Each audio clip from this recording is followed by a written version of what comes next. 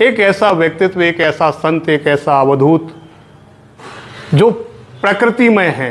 पिछले 1000 से ज़्यादा दिन हो गए जिस संत ने माँ नर्मदा के जल पे रह के माँ नर्मदा के जल की महिमा और महत्व को बताने का प्रयास किया है।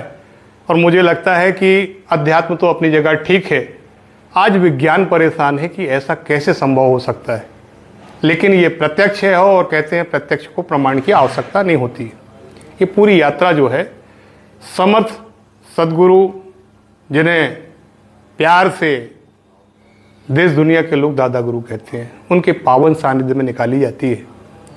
ये यात्रा वो तमाम भक्त प्रेमी जो कावड़ धारण करके चलते हैं, उस कावड़ के एक पात्र में माँ नर्मदा का वो अमृत तुल्य जल होता है, दूसरे पात्र में वो वृक्ष होता है।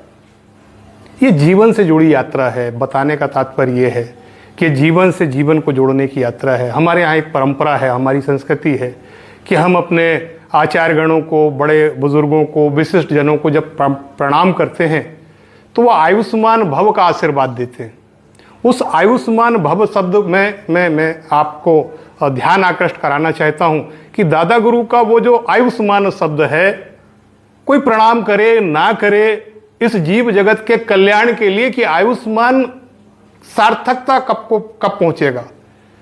तो ये जल जो जीवन के रूप पे है, ये पौधा जो हमें नहीं, हमारे परिवार को भी जो है संरक्षित और संवर्धित करेगा।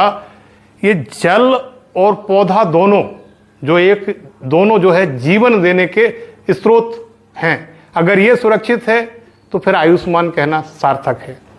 दादा गुरु कहीं ना कहीं ये बताने का प्रयास कर रहे हैं, बिना बोले आयुष्मान भव से इस देश दुनिया को जो है वो आयुष्मान भव कहना चाहते हैं कि इस कावड़ यात्रा में इस मूल तत्व को धारण करके मूल तत्व के संरक्षण संवर्धन का जो है एक बड़ा संदेश है। ये कावड़ यात्रा प्रकृति प्रधान जीवन शैली को अपनाने का संदेश देती है।